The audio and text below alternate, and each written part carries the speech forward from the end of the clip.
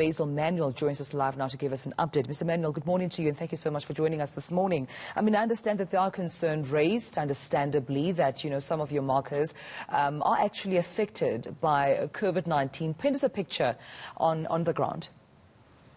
Good morning, Chumelo, and pleasure to be with you. Yes, we have concerns. At the moment, what we have heard from our monitors, and of course we have on-site monitors and the itinerant ones, and just yesterday we heard from Gauteng that 800 markers did not arrive out of its total, and that for a variety of reasons. The Eastern Cape had reported that 74 people arrived that were positive, but that doesn't speak to the number of people that did not pitch at all.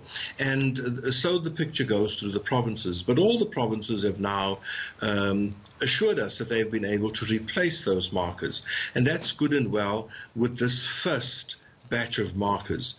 Our concern lies more with continuous infections and, of course, sporadic withdrawals that may now start happening.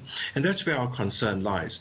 We're happy with all the processes in place, but of course it is the unknown factors that we have to be concerned about, because we will only know about them when they actually happen. Yeah.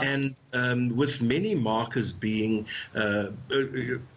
driving home or driving to places to stay every day, they're not residential, that does increase the possibility of coming in with an infection, because when you're residential it sort of becomes a bubble.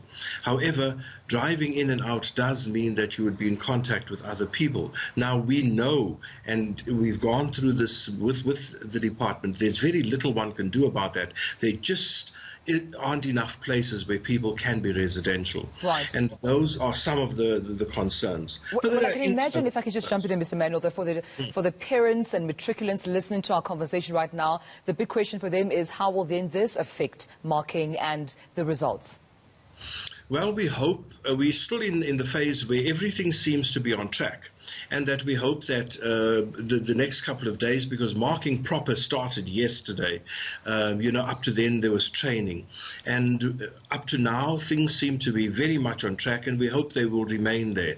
And that is, of course, and this hope is based on the fact that everything must work and everything must go together. Because remember, it's not only the markers, your cleaners are traveling, your counters are traveling, etc. And so the concerns raised from marking centres such as, we don't think teas have been thought out, where social distancing is not happening as it should. Now that's one or two centres. We intervened immediately. Where biscuits weren't individually wrapped and everybody's hands were dipping into the same platter. Things like that. While sounding small and maybe insignificant to some people, it heightens fear. And then people start questioning whether they should be there. And those are where our concerns lie now. Right. Well, government, specifically the Department of Basic Education, pledged their support, saying they will prioritize, the safety as well as, the hygienic concerns of markers, making sure that, all these, restrictions are complied with. Have you received that support? Are teachers satisfied with that support from government? The overwhelming reports we are getting is that the boxes are being ticked. Sanitation is happening, the cleaning, the regular cleaning of the actual marking area, not the centre, the area, as well as the bigger centre. People don't see necessarily what's happening outside of the little room they are in. And the toilets are clean, etc. One place complained that the toilets weren't being cleaned as regularly, or they thought they weren't being, and we've raised that. So of all the marking centres we have, 35,000, we've had 6 or 7 complaints. So at the moment it shows that things seem to be working.